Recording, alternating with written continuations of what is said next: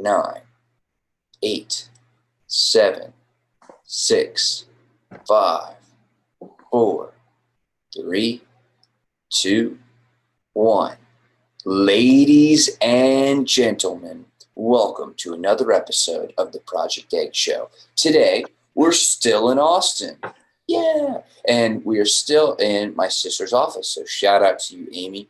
Totally rock. Thank you again for lending space to the show. Now, today, we have the honor of speaking with Adam Charles Dunn, a gentleman who is a serial entrepreneur in the cannabis space, as well as the host of his own weekly live podcast, which is just totally epic. I love the fact that we can do live podcasts nowadays, called The Adam Dunn Show. So, without any further ado, Adam, welcome to the show. Hey, thanks, man. Glad to be here. Oh, the pleasure's totally mine. Thank you so much. You ready to jump right in? Yeah, ready to go for it anytime. Sweet. That's what you got to do. You know, you got to just jump in head first. That's the first rule of entrepreneurship right there. Yeah, it is. So, first question for you is, what is your story? Oh, shit. Yeah, this is a rough one. This is like when people ask you where you're from, and I go, well, do you mean where I was born or where I live? Because there's a whole different story. But yeah, as far as my my career in cannabis and the road to it, was started super young, as you should in the cannabis sphere, right? But you know, it's one of those things where I was born in 1969. We'll go way back. We'll go all the way back to the beginning. No, but I was born in '69 in Woodstock, not at Woodstock, but in Woodstock, and so pretty much my entire life has been based around cannabis. Like my mom's friends, everybody in her sphere were definitely imbibing in cannabis when I was young. Some of my first memories, as far as smells and textures and things, was cannabis. You know, like just to be able to walk in the room and everybody smoking some Afghani hash or something, and then later on in my life to be able to identify that smell, like, oh yeah, I know that smell. That's that smell that was at my mom's friend's house. So everything, like, kind of without knowing it subconsciously, I was sort of getting groomed for the industry that didn't exist at that time. So fast forward to after graduation, I went to Australia when I was like 17, turning 18. Like I literally just graduated high school, and Australia at the time was like literally Crocodile Dundee was like the hottest movie at the time, late 80s, and so because there was no internet really then, also it was like a real adventure. I went down there for about 11 months. I worked for a film crew down there doing catering. So I was kind of like right out of the gate from high school, like literally on the plane the next day on the movie set, starting to, take care of like film crews. And so it kind of gave me right away that whole like, just got to go for it kind of deal. And after 11 months there, I came back to America and then realized like late 80s in America sucked. It was like, I don't want to be here. This place is, especially as a cannabis person, because I was in Florida at the time, and cops just came on TV, and it was just like that thing was like everything was changing. You know what I mean? It was like all of a sudden, that whole Reagan thing had kind of that trickle down economy was not working. You know what I mean? So I was still young and ready to roll, and I had a friend. I was working on boats at the time, and so somebody said, "Hey, you want to do a transatlantic?" And so, sure. Did a transatlantic. It was 11 days at sea, 21-day total trip. I got paid $100 a day. So in my mind, as a 19-year-old at the time, I was like, this is the deal right here. You get paid to travel. You get to go to these beautiful places. You can't spend your money on the water. So I had this whole theory in my mind, like this is going to be my thing. But I also am, from New York originally, and I don't know if you've ever been on boats like that and working, but it's literally like you sleep 6 hours maximum the entire trip. You might only get 4, but usually it's 6 on, 6 off, 6 on, 6 off, 6 on, 6 off. So after 21 days of that, I kind of got a little tired of it. And I was like, you know what, maybe this is not my future. Maybe the traveling is cool and the getting to the cool places is cool, but the lifestyle was rough. You know what I mean? So I managed to get myself close enough to Amsterdam and saw like a ferry at one point when I was, after a long, crazy trip with the boat for inside the Mediterranean. And I saw this option to go to Amsterdam. And so I jumped on a ferry, went to Amsterdam, and then I realized the moment that I landed there that was my place. You know what I mean? Like my name's Adam. Amsterdam, if you shorten it, it's Adam. So everywhere I went, I saw my name and I was like, oh, this is it. This is literally my town. Like, this is Adam's town, right? So I proceeded to went back to America, sold everything that I owned. And at the time, it wasn't that much. It was like an old car and a snowboard. Like, before anybody had a snowboard, like a really nice snowboard, So it was like things like, and I had a Phototron actually, and the Phototron was for growing weed, but I had one which actually kind of melted and I had to get it. So I got 2 new ones instead of my money back. And so I just was like, here, 2 Phototrons, a snowboard, boom, boom. Managed to pull together maybe like close to $1,000 or something like that. Not much, but that's all I needed. You know what I mean? And I knew after being there for a couple of weeks, I knew that Queen's Day, which is the 30th of April, was the day to be there, because the 30th of April is like a crazy day that everybody kept asking me if I'd been there. And I was like, no, got here in September, So they were like, oh, you got to be here for that. So I managed to get back on April 22nd, which was a week before that, buy some weed, roll some joints, because the whole thing was it's one day of the year that you're allowed to sell whatever you want. So people sell joints on the street, they sell clones, they sell anything, right? So I was like, all right, this is I can work with this, So I had a genius idea to roll tulip joints, because if you've ever seen a tulip joint, it's basically 2 papers back to back in a sort of triangle shape. You fill it up with weed and you wrap it and flip it back up and it looks like a tulip. So I'm thinking to myself as a young, like, well, I'm in Holland, I'm rolling tulip joints, I'm gonna kill it, right? So I managed to sell out in like 10 minutes. And I was like, wow, dude, this is really amazing. I'm just sold like, it wasn't even that much. I maybe made a couple $100. But the thing is, a guy walks up to me and he says, hey, you know that everybody's just buying your joints because it's pure with no tobacco in it. They're breaking them up and they're rolling like 10 tobacco joints and selling those for $5 each. So they're actually making money off of my money.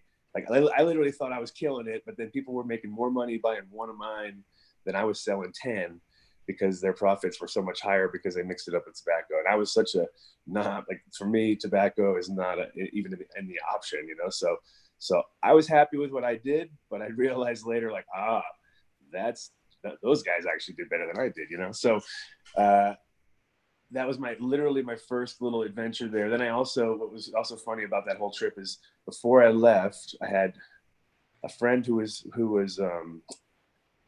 bootlegging T-shirts for concerts. And so before I left, I grabbed 200 Rolling Stone T-shirts and stuffed them in a bag. So I had no clothes, hardly, just a few pairs of clothes, but I had a shitload of Rolling Stone T-shirts. And I figured that's the most universal band in the world, right? So I'm like, well, it was Steel Wheels tour, right? So it was a Steel Wheels tour, and I had these really cheesy, like overly done, like portraits and stuff that were like so thick you could barely wear them, you know what I mean, as far as a shirt, but cheesy as hell. But I managed to sell, over the course of about 2 months or 3 months, I would go down to the local market and I would sell like 10 at a time to this one guy, and he would, be like, all right, kid, come on back next week. And I'd sell like, a few T-shirts here.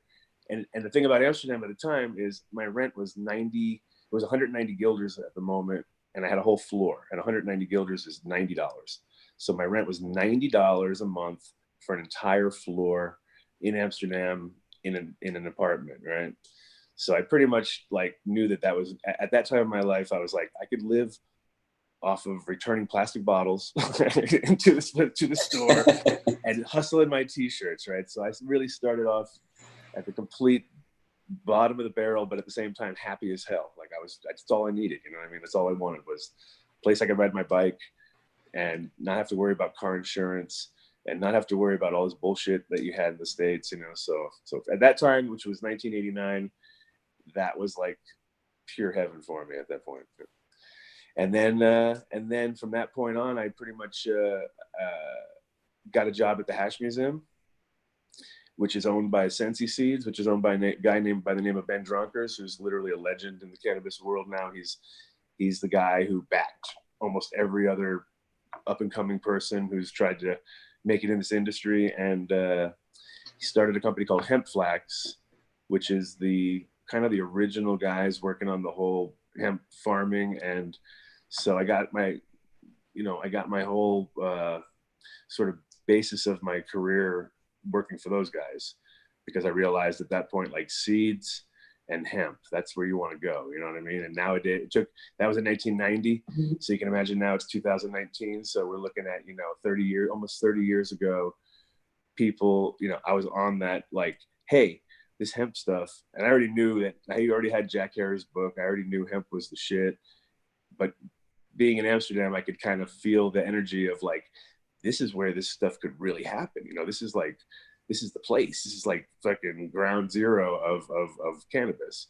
And from that point on, I pretty much went full steam from 1991 till today. And that's how you have to roll. You have to just keep moving forward. So let's talk a lot a bit about your different businesses and that inspiration, like at that point, what that led to as far as your own businesses. Okay, so 1993, in, let's say, around February, I was asked. I pretty much at that point had been working for Sensi Seeds for almost 4 years, about 3.5 years, and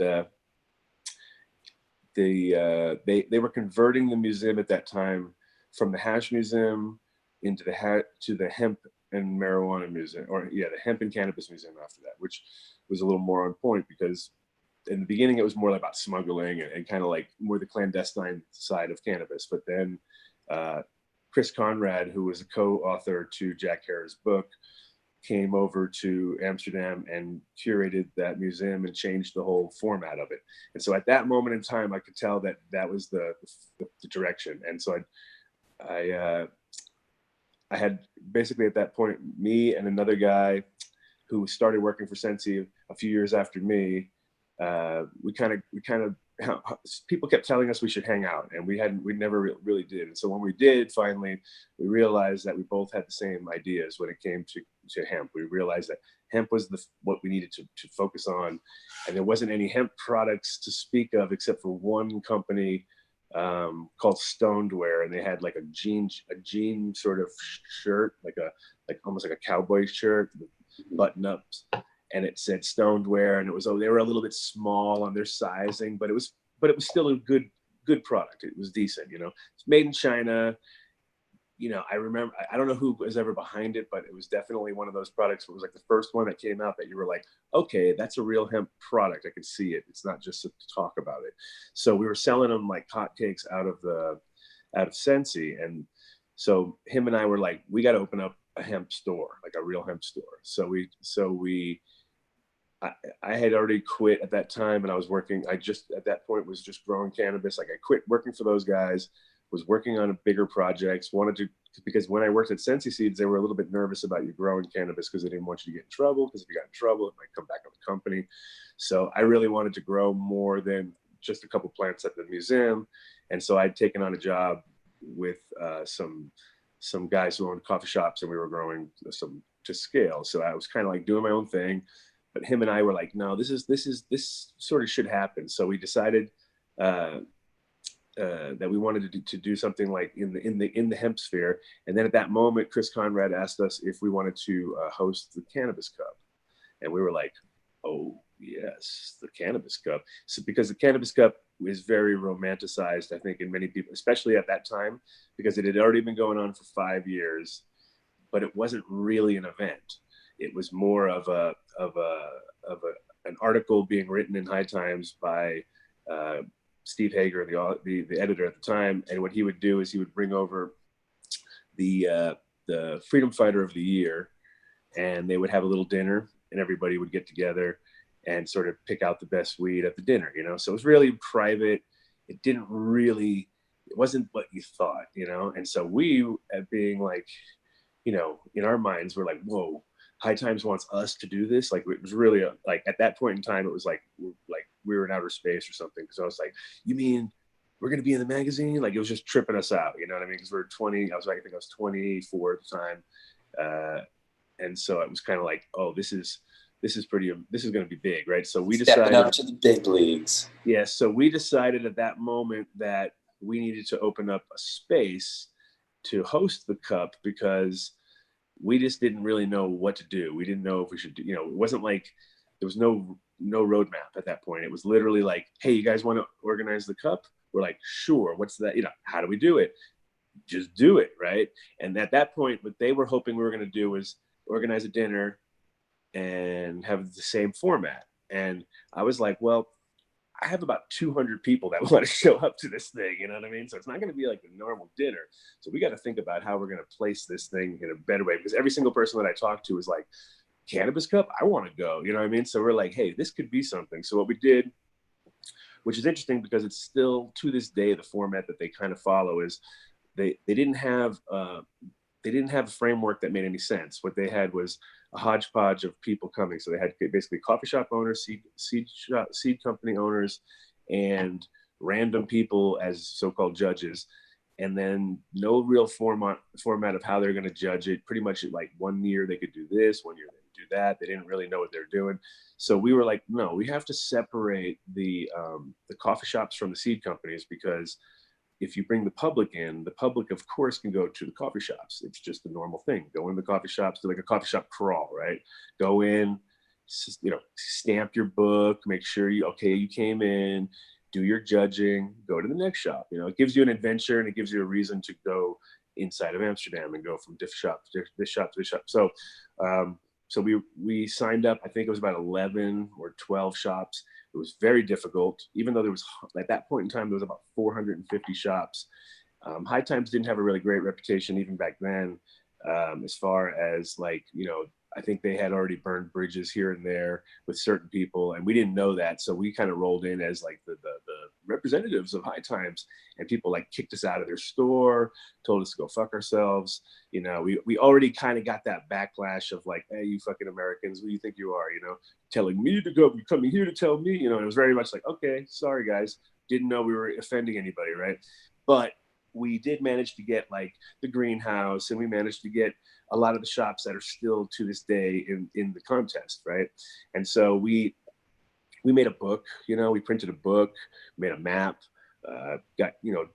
did everything we could between February and November. So we had a very short amount of time. And between February and July, we didn't even have a space.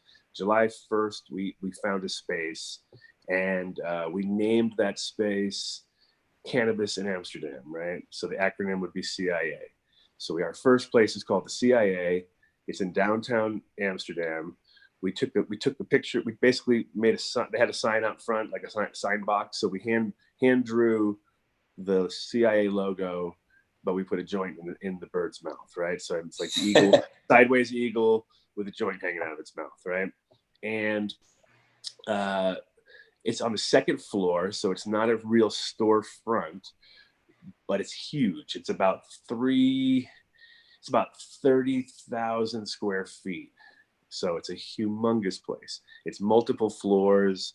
Actually, sorry, no, it's a little smaller. It's probably about 5. It's probably about more like 10,000 square feet. But the thing is, it got bigger. It was 10,000 to begin with, and then because our landlord, the way the buildings are in Amsterdam, even though it looks like they're separate buildings, they're all interconnected inside sometimes. Well, not all of them, but a lot of them are, because for tax reasons, they tax you by the width of your house, you know? So people would have a skinny house, but they'd actually have 3 houses. And when you looked at it from the front, you pay the tax on the skinny part, and then you actually own the entire, you know, thing. So we had one of those crazy houses where it just was like, people came in and were like, they immediately thought we were squatting it, and it was for free because it was too big to be a normal thing. But we were paying pretty high rent, under the guise that this was going to be the biggest success in our life, right? We're like, oh yeah, we'll take the most expensive rent, I don't know, dilapidated place that needed a lot of work, right? So, but we needed the space because we figured, okay, we're going to have hundreds of people. Let's get something serious, right? So we had this very unique, weird space, and we managed to, you know, we put grow rooms in there, like on show, so people could see how grow rooms worked. We like broke it down. We put a map on the wall. So in a way, I tell people, like, I kind of invented weed maps before weed maps, right? But we had a big map on the wall, and we showed everybody where to buy weed with little pins. And we would call down to the store. As after the people left our shop, we would call down and say, hey, there's a couple from Ohio coming in. They really like edibles. Her name is Sally. His name is Fred. Take care of them. And when they get down there, they already kind of had it like, hey, what's going on, Fred? It was like cheers. You know, they walked in, everybody took care of them. Then they would come back to our store and say, man, that was great. We got extra special service because of you. You know, so we created that loop. And I remember at that time talking to the Dutch guys who own the shop, and they'd say, why are you doing this? And I was like, because we're trying to network with you and make this. And they're like, what is networking, right? And it was just like the whole, like, it's us working with you and you sending people to us. So we would like leave a little card holder at their shop with our cards in it. And so the idea was, hey, when people come in and they're looking for somebody to show them where to go, you send them to us, you know? And so it was it was kind of hard on that side, but it did work with at least 2 or 3 of the stores or the coffee shops where people really understood how it worked. And all of a sudden we start to see business people coming, because our shop was hard to find, which kept it, you had to go upstairs, which is, I mean, I wouldn't even go into my own store. It was like, so you want me to walk up the stairs at the C.I.A. in Amsterdam? You're out of your mind, you know what I mean? Especially when you're all high or on mushrooms or something. It's like, and many people told me that. They said, you know, I got to your store, but I didn't go in. I was a little too scared, you know what I mean? And I was like, hey, that's the flavor right there. So we ended up organizing the cup. It actually went down. We had Sebastian Bach as one of the celebrity judges, and, you know, Paul Krasner, author Paul Krasner, which was pretty awesome. Gatewood Gabraith, which was the guy who was running for governor of Kentucky at the time, and he was a really, really good speaker and stuff. So we had a pretty interesting star-studded for cannabis event at the time. And what happened was, that year there was, I think, 50 people from America bought tickets for $200 each, right? So they got $10,000. We didn't see a dime of that $10,000, by the way, because that's how High Times rolls. It's one of those things where we literally had to like pry money out of them to get paid back, because in the end we realized, like, they saw us as a threat because we did such a good job of what we were doing that we created something out of nothing, right? And it was like, literally, we saw everybody's like things turning over, where they were like, wait a minute, this could actually be something. And it went from 50 people from America, about 120 people from Europe. So we're looking at like about a 200 person party the first year. Everybody got to know everybody. Those same 200 people showed up for the next 10 years because they had such a good time that year. But what happened is, High Times, the next year there was 850 people. So it went from about, 50 from America to like 500 from America, and then it started to grow exponentially, and it went up to about 3,000 the year after that. So it was on a tear at that point, you know. But at the same time, we had nothing to do with it after that first year, because they were very protective, because they flew lawyers over. And this is where we started to see the reality. We were like, okay, so we had a really good event. Like I said, we had to pry money out of them just to get back to even. So we didn't make any money. It wasn't a moneymaker for us at all. But it turned into a money-making machine that to this day is insane, because now there's a Cannabis Cup in every state almost that's legal. There's one in Michigan coming up soon. There's a couple in Southern California. There's a NorCal Cup. You know, they keep growing exponentially. And I'm proud of the fact that we put it together, but I'm a little bit chuffed at the idea that we were kicked, literally, like the next year, we weren't even getting free anything. We didn't even get a free booth. We had to like pay for our own booths, even though we helped organize the very first one. So it was kind of one of those learning curves in the again, where you were like, okay, even at that time, High Times to us became corporate. You know what I mean? We saw that we were like, hey, they're acting like the guys we're trying to fight against. You know, we're an anti-corporation kind of mentality. Here we are creating this beautiful thing for them. And they flew lawyers over and sat us down and told us that we had, you know, pretty much nothing to stand on. And that because we had printed a book and we had put the words High Times Cannabis Cup on the book and they're a magazine, that they could just sue us for everything that we had. You know what I mean? So it's kind of like one of those, wow. So because we use your name on a piece of paper as advertising for an event that is actually their event, you know, it was a little bit weird, but it was like, okay, so something's real here. If they're sending lawyers over, and it was like 4 lawyers from New York sitting down with 3 guys, and I had wearing a tie-dye and long hair at the time, and like, my partner's from San Diego and went to school for real estate. So he was at the perfect time, 1989, 90, when everything crashed. And so he pretty much realized that was not worth going into, but he still had a business mind, you know? So, and then my other partner at the time, Dion, who was like extreme activist. Like he was ready to like throw himself on the sword at any given moment. You know, anything for cannabis. So we were just like, hey, we're only about the oh, hey, we lost your video. There you go. Yeah, I think here I am. Let me just it's because I'm gonna run out of power if I don't pay attention. Here I am, jibber jabber. But anyway, there we go. So then at that point in time, we realized we had created something interesting, but it was kind of already out of our hands. And then C.I.A. lasted about 2 years. And in those 2 years, we met every single cannabis activist, every cannabis legend, you know, Ed Rosenthal, Jack Herer, all the big ones. And, you know, Woody Harrelson at the time, like people, Cypress Hill on their first album coming through, you know, we pretty much were always there. And what I explained to people was that like Amsterdam in the early 90s was the only place you could go and experience that the freedom that now is enveloping the entire planet, right? So I got to experience it as a young guy, and now I'm getting to experience it again as an older guy. But at the same time, it's the same story, right? It doesn't matter. The story repeats itself over and over and over again. And with cannabis as the sort of the carrot and the fuel and the whatever it is that makes people go, it's actually gone above and beyond what I could even imagine. But at the time, I can see the same patterns. You know, like people don't get it. They think it's always a good thing for legalization, and it is, but it's also becomes a commodity, and a commodity based thing is not necessarily as exciting as when a commodity was like, hey, I can grow in a closet in my house and make enough money to go on vacation twice a year to Amsterdam, of course, and spend all my money. Whereas those same people can barely afford to even keep the lights on because cannabis is now worthless compared to what it was in the early 90s. It was worth about $6,000 to $10,000 depending on where you were. When people could pull up $9,000 a pound for a good kush in 1998, 97, you know. So it was like, compared to now, it's maybe 1,500 or 1,200 or something like that. So you look at the reality of how this industry has grown and bubbled and popped for some people, and other people are just seeing it start and thinking that it's not going to pop. And you're like, no, it's all going to pop. Doesn't matter what it is. There's just too many people doing the same thing.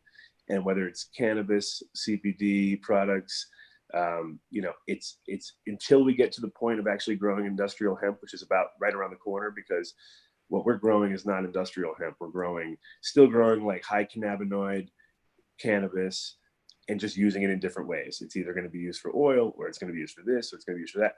But when we go on scale, which people are talking about, but not, once you see thousands and thousands and thousands of acres of properly grown industrial hemp, whether or not it has CBD or not isn't even the thing. It's the actual like tonnage of stock and herd and all these other things. Then we're going to see an industry grow at the rate that it's going to grow, in a sense where obviously small players can't get involved because it's going to be, hundreds of millions of dollars entry fee, because you're looking at the giant industrial sized projects. But you're also going to see a ability to use hemp the way it should be used, which is, you know, replacing plastic bottles, doing the things that are actually like more useful. Because right now what's happening is we're creating more trash to package hemp because we're scared of it, or to package cannabis because we're scared, and we want to make it, or we want to hype it up and make it more than it is,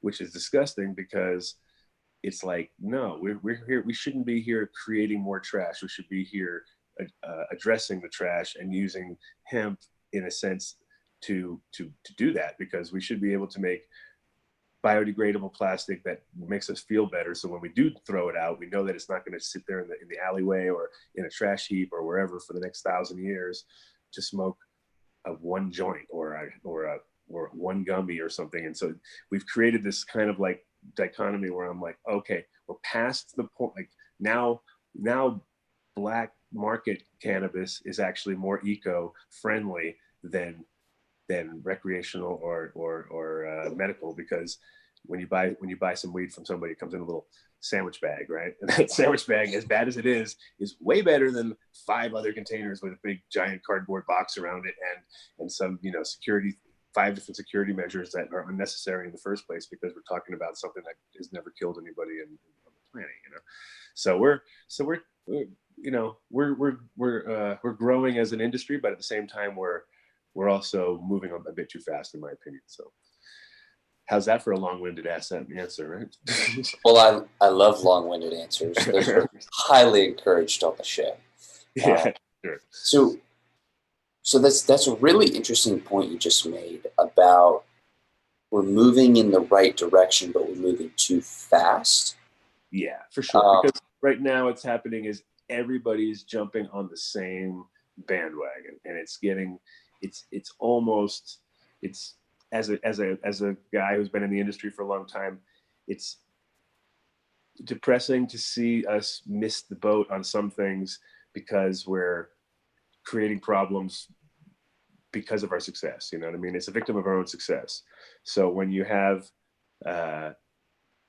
when you have a situation where your shop is doing great and you're following all the rules, a lot of those rules are made by people who haven't really thought it through, because they're just trying to basically either make it more complicated for the people so more people get out of the industry so that they can narrow it down. They just want to narrow the field down to, for instance, like the 7 best players, and the 7 best players should run all 100 shops in some way, shape, or form, because it's a lot easier to watch 7 people than 40 people that are all doing it maybe half-assed or which is just the way it is. You know what I mean? At the end of the day, like in Colorado, we got to see it firsthand, because in the beginning there was all these mom and pop shops, and the quality of the cannabis wasn't always better, but there was chances of it being better because you'd find that little niche. You'd find those people who actually put extra work into it, grew organically, you know, didn't use bottled newts, and kind of like put their heart and soul into it, and it would come out in the end. And nowadays, those people are gone because they couldn't keep up with the other guys who would have 7 grows or 8 grows and be able to share all of the expenses. And now all of a sudden it's actually, for them, maybe it costs them $150 to produce a pound, and it might cost that mom and pop like $600 to produce a pound. And if their market starts to squeeze them out at a certain point, if you're only making 100 or 200 bucks on a pound, you can't keep the lights on with that. You know what I mean? So all of a sudden you'd have to grow 1,000 pounds just to get to the point where you were breaking even though you're only growing 100 pounds. So you're pretty much on a downward spiral at that point. And that's happened over and over again in every state. Oregon is overproduced. They produced 7 years worth of weed last year in 1 year. So how are you going to get out of that? You know what I mean? So at the end of the day, there's fire sales going on out there. There was $500 pounds a year ago, and people didn't think it was going to go that low. And now it's like, that's even like sounding high to some people. You're like, oh, 500, that's pretty good. I'm talking like more like 200 or 300. And you're like, wait a minute. So that's like 50 cents a gram. Like, that's getting pretty ridiculous. That's almost where we don't want it to be, because as a grower, I don't want to see cannabis go down so much in price that people don't care anymore, because the quality of the cannabis is affected immediately by the value, you know. So if the value is not there, you're not gonna put that extra energy into it. You're not gonna take the extra mile to manicure it better, because all of a sudden it costs more to manicure it than it's worth, you know what I mean? So you're like, hey, I usually pay my guys $200 a pound to manicure it. Now it's worth $400 a pound. Forget about it. You know, that's half the, you're not going to give half your money up. So then people just do crappier jobs, and it just slowly kind of takes away from the overall, you know, what we were trying to achieve in the first place, was having a super, you know, it should be nice to be able to go and pick up great cannabis, but if you've got to go and drive like 50 miles to find the one guy who does it right, that's kind of like, now you're again going against the whole, you know, balance of being able to, you know, it's like organic food. You don't want to travel more than 100 miles, or you don't want the food to travel more. You know, you want to keep it all within a certain zone. And with cannabis, same thing. You know, it's like if you, you know, the more handling, the more the quality goes down. And that's why when you have your own garden at home and you go and you harvest in let's say the bedroom or former bedroom, which is now your grow room, and you hang it and dry it in this other former bedroom, and now you take it from there, you smoke it on your, you know, your dining room table. It's the best cannabis in the world, right? Because it's never been handled. It's been perfect. Whereas if you go to just dispensary, minimum seven people have touched it, you know, minimum, maybe more, because it's gone from A to B to C to D, packaged, repackaged, unpackaged. This finally gets to you. It's like, it's been manhandled. It's just like if your food had been handled that much, you'd be like, oh, I don't know if maybe this is as good as it could be. You know what I mean? So that the idea, that'd be gross. So that the idea, well, at the end of the day, it's like, that's big cannabis. You know what I mean? So, and they have packing machines now, so like maybe less people touch it. But once it's been run through a gigantic machine and shook and broken down, and, you know, it's not the same. You know what I mean? And so I'm 100% also for any state that goes legal to keep that door open for the home grower, because home growers are the reason why cannabis is where it is. You know what I mean? Like, without the original home growers who took the risks and, you know, were there for the, you know, didn't mind, well, everybody minds getting in trouble, but at the same time, if you are growing cannabis in your any place that you're doing it, it's there every day, all day. There's no getting out of it. You're not doing a quick deal. You know what I mean? You're actually exposing yourself 24 hours a day. If that place gets busted and it's linked to you in any way, shape, or form, you're going to pay the price. And so the fact that people have done that for you know, for the last 75 years or 85 years we're at now, pretty much, is, you know, testament to the plant and to its power of what it is. And the reason why that we do that is because we work for that plant. You know what I mean? That plant is our boss, and we have to take care of it and feed it. And, you know, and the idea that now that it's so-called legal, but yet people are still getting arrested for it, you know, I think the main thing is that everybody should grow, even if they don't smoke it themselves, just using it as a barter system. For instance, if you have somebody who has quite a green thumb and they can grow 6 plants and they can get, you know, 2 pounds a plant and get 12 pounds, even if it's only worth $1,000 a pound, it's still $12,000. And $12,000 could fix your roof on your house, right? So if you are like standing around wondering why, you know, you can't pay for your basic things, and somebody gives you an option where you can grow a plant and actually make that happen. I think I'm getting a lot of light in there. Okay, sorry. Now I'm getting religious. Oh. But at the same time, if you, yeah, I can switch it around a little bit so I'm not totally in the glare. If that works, I don't know, hardly. But yeah, it should be fine. And if you, so if people were more like a little less scared of it, I would have to say, because a lot of people don't. It's like, only the people that are truly like using it and understanding it are the ones taking the risk to grow it. Yet it's just another plant, right? So at this time of year, if you grow your own food, you're gonna make yourself independent, right? If you grow your own cannabis, even if you don't smoke it, if you're good at growing it and you grow it properly, I guarantee you're gonna find somebody in your sphere that will appreciate that. And then on top of that, you might get a better job than you would have if you paid them in cash. And the way that things are sliding these days with economically and stuff, it's like, hey, why isn't everybody just doing this? Because the minute that everybody does it and it becomes a normal thing is when you take that you pull that energy away from the authorities and from people who want to keep it down, and all of a sudden it's just another thing. And it's like Denver, it takes years for people to adjust to the smell of cannabis, which is its biggest downfall, right? Because it smells so strong. The better it is, the stronger it smells, right? And so that's always been its downfall from day one, is that, you know, the best growers grew the smelliest weed, probably got busted first, right? So that's why a lot of times people wonder where certain strains went, like, where'd all that skunky weed go? Where's all that? You're like, yeah, those are the people that got busted first, right? The guys who grew the smelliest, strongest weed that blew the whole neighborhood up. Nowadays, it's the opposite. Now it's like a badge of like, it's almost like if you have a shop and you make coffee, even though you have no customers, you just make a few coffees because, you know, people walking by are going to smell that coffee and go, hey, that place, I think I need a coffee. So same with the dispensaries here in Colorado. A lot of them, nobody uses filters on their place. They try to grow the smelliest weed possible. As long as your neighbors don't complain, it's actually, as you're driving down the road and you smell some really good cannabis, you start looking around, see a sign, you're like, I think I'm going to go there. It's like anything, you know, follow your nose situation. And it's nowadays you can get away with it, but it's funny because a lot of the strains have disappeared because of the fact that they were exposing themselves to the man at all times, you know.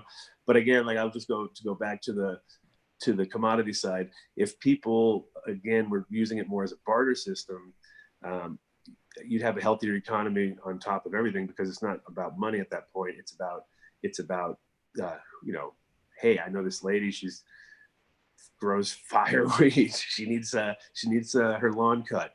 No problem. We'll come cut it for an ounce of cannabis. Boom, here, an ounce. To her, that ounce, you know, again, might have cost her, if she's, you know, doing it right, it might have cost her like, you know, less, like maybe like $200 a pound. So you're talking about, like, again, like 50 cents a gram. So, you know, we're talking like $10, $15 worth of weed, which she got $100 worth of work. You know what I mean? And that's how we're still able to, I think that's what cannabis kind of kept it alive over the years too, because many people, you know, were cannabis rich, but not really cash rich, but they could get a lot done. You know, like living in Amsterdam, I used to make hash, and I would make little hash, pretty much like little tokens. You know, I would flatten it out, laminate around it, and cut it, and I'd bring it out to clubs. And every club I would go to, I'd find the doorman, give him one of my little hash chips, you know, and they started to fight over them. Like, so I would be like, there'd be a line out the door. I'd have 10 people with me. They'd be like, yo, that kid right there, bring me one of your things, you know. I give him a little chip. It might have cost me $10-15, but it got 15 people in for free because it was high quality, and the guys knew it. They always knew that was you want to get one of those things from that guy. He makes, so I just made my own hash. And if you start with good cannabis and you make your own hash, it's going to be the best hash that they've smoked, because you're used to smoking Moroccan hash and import hash that was a little bit, you know, maybe 1/10 as strong as that. So you could do more bartering with cannabis than cash any day of the week. Nowadays, a little harder, you know what I mean? Because now everybody and their uncle has vape pens or weed or whatever. But at a certain time, which I was lucky enough to experience, you know, definitely cannabis over cash any day of the week. You know, and I still feel that way too. I feel like I feel better if I have a big bucket of buds, or I have 1,000 pounds of seeds or whatever. I'm like, that's real right there. That's even better than the cash, because I can bank on it, and at the worst case scenario, I can either smoke it or grow it myself. So you know, it's never a loss there. This is so interesting to me, the idea of like the commoditization, I think that's the right word, of cannabis, because for so long there's been a push of, let's make it legal, it'll be better. Yeah. You know, let's push for that. But now that's getting momentum, and we are reaching that. But now But now I feel like there's this unforeseen backlash almost that I really wasn't even aware of until you brought that up. There's a I mean, it's like anything. There's a bubble, and cannabis's bubble is popping fast, and now it's turning.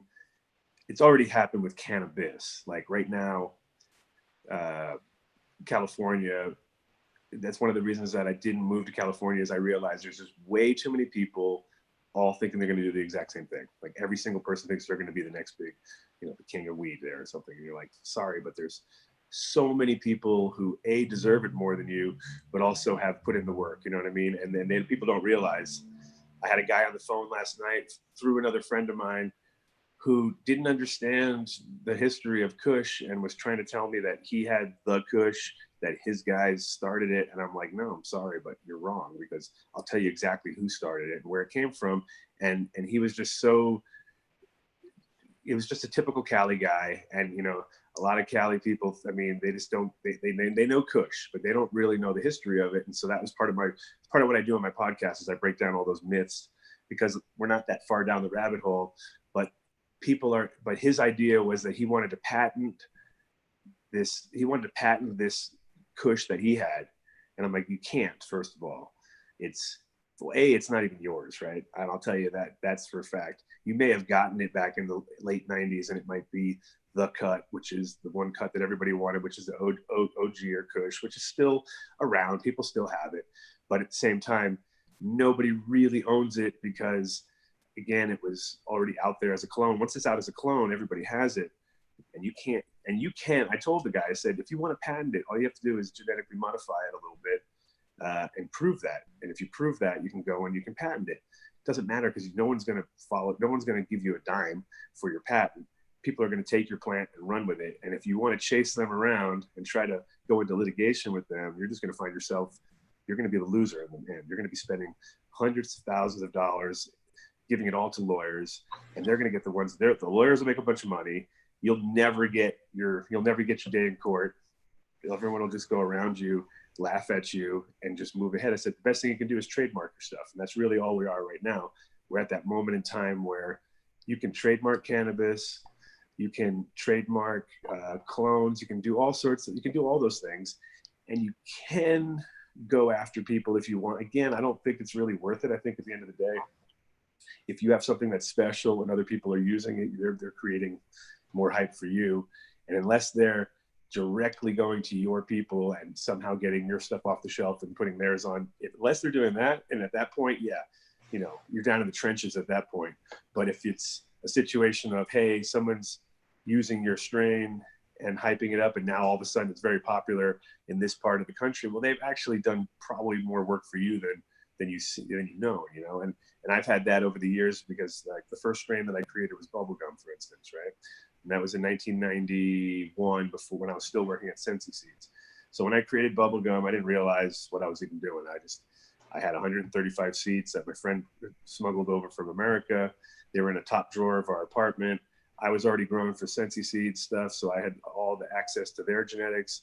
And I was like thinking to myself, like, what could we really have? But when I grew them out, I realized we had something special, because it was from outside the gene pool there. It wasn't just a typical Northern Lights skunk times, back in the day, it was pretty much Northern Lights, skunk, haze, and just kind of like every direction, Afghani, and just kind of like remixing the same stuff. This was something that was pre-selected outside in America, proven itself, because we're a little bit more hard-headed when it came to cannabis, because we all smoked pure, right? And so all the people over in Europe mixed with tobacco. So for them, it was more like, if it was sweet or if it had some sort of something, it was interesting. We needed something that hit hard, made the whole room stink. We had our own criteria. Our criteria was like a little more extreme, because we had to have flavor, and it had to burn, and it had to do all these things. Whereas with them, it could just mix in some tobacco, the tobacco burned, it made the cannabis burn. So it started off as a real simple sort of differences, but the reality is now America runs the whole gamut of the genetic game, because the Americans appreciated it from the day one. I mean, because they don't mix it with tobacco, it set us apart. Like the European breeders, there's some guys now, but they're all following us. They're following all the American trends. And I saw this in the early 90s and I realized like, hey, I should just go to America. Whenever time I'm in America, I'm just going to pick up genetics, bring them back to Holland, and they're going to be unique because they're not part of that thing. And so that was my formula for years.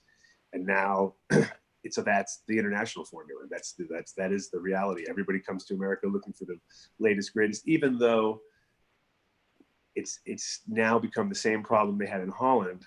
In the beginning, it was because it was so open and because we could trade genetics and we could grow them, we kind of all did the same things. And now what's happening, and the same thing is happening in America.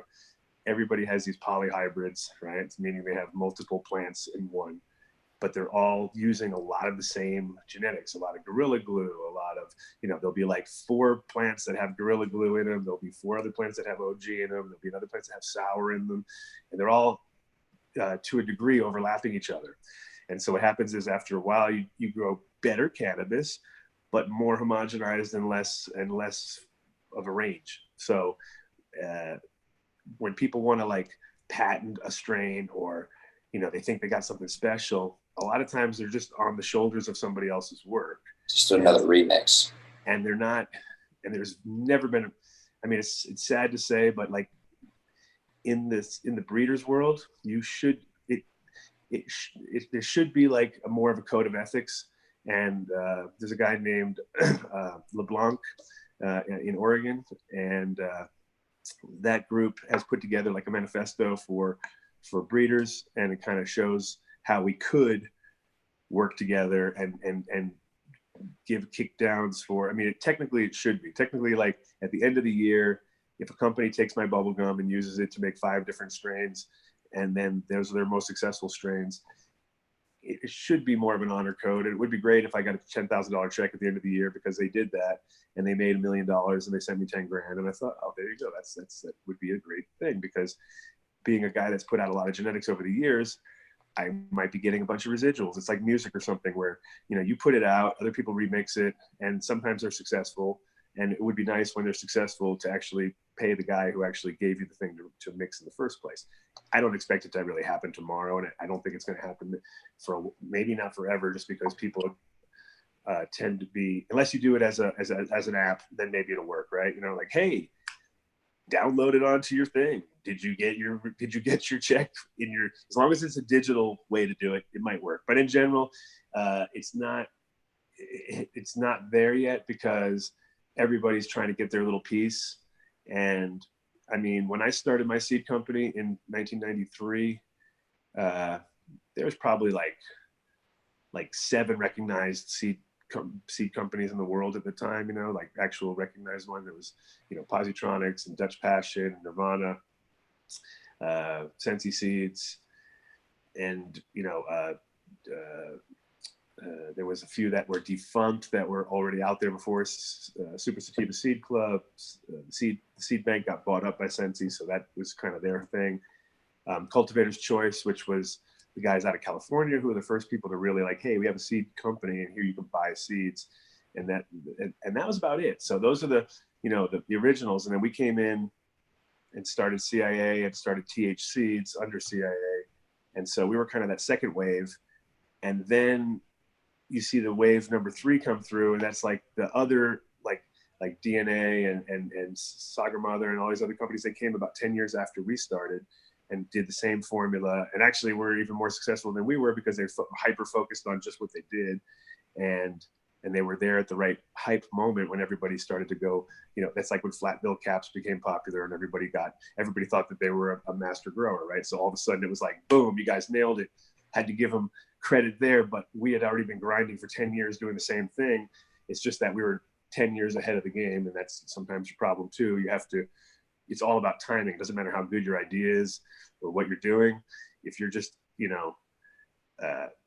too ahead of the time. I mean, I remember back in the day, I used to shoot a lot of videos, and I was sitting around one day and I was like, I got so many cool videos. I wish there was a way that I could show people my videos and they could see it. And if I just had a little bit more of a tech savvy mind, I could have been like, hey, I think I just invented YouTube. You know what I mean? But it was but it was just timing, right? Here I am with all these videos, and they're all cannabis related videos. So I felt like people would love to see them, because I was like filming you know, rolling giant joints, or I was doing all these things that now are just normal. Like even I was filming myself doing bong hits, going, that's really cool. I got to see myself do a bong hit, right? Nowadays, that's what people do every day. They wake up, they go onto Facebook or YouTube or whatever, and they shoot a video of themselves doing milk shots of whatever, right? And so, as sad as that is, it's just, I knew back then, because I was a 20-something-year-old with a video camera and a whole lot of weed. So I knew that that's what I was going to do. I was going to film myself smoking weed, right? So nowadays, everyone's got a camera in their phone. Everybody's got weed.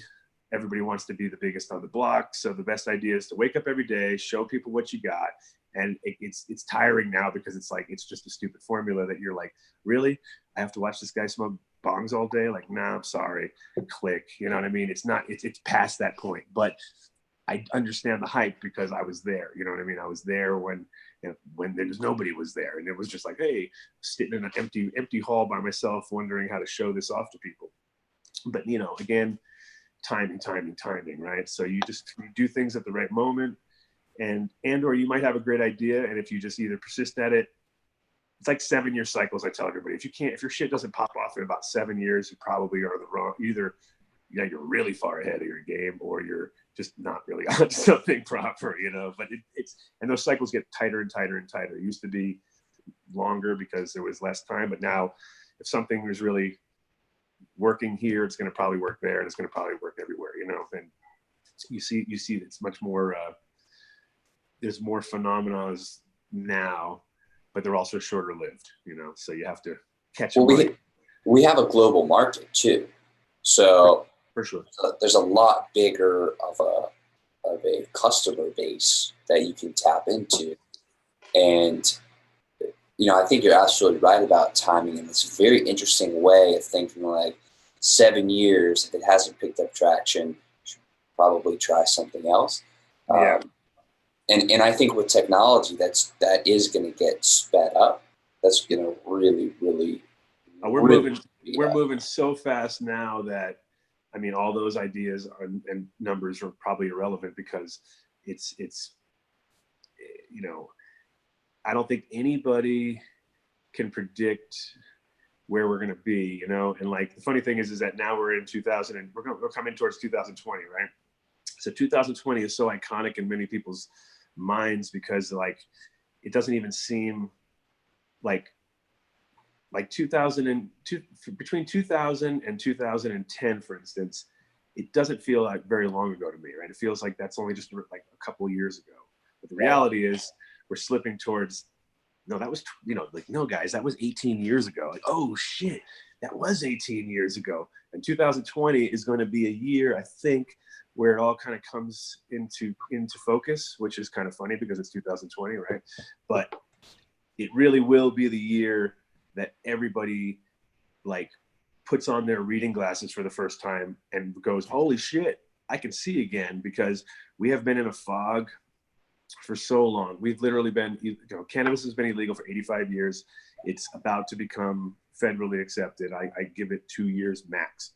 Like people say, no, it's going to be 5 years. I'm like, no, again, because these cycles are coming so fast, and it seems like there's an election every other day, right? Even though we're like, we're going to go back into another election cycle? Oh no, this is fucking like, I'm freaking out right now. I don't hope that I thought we were done with this stuff, but we're not. It's coming back once again.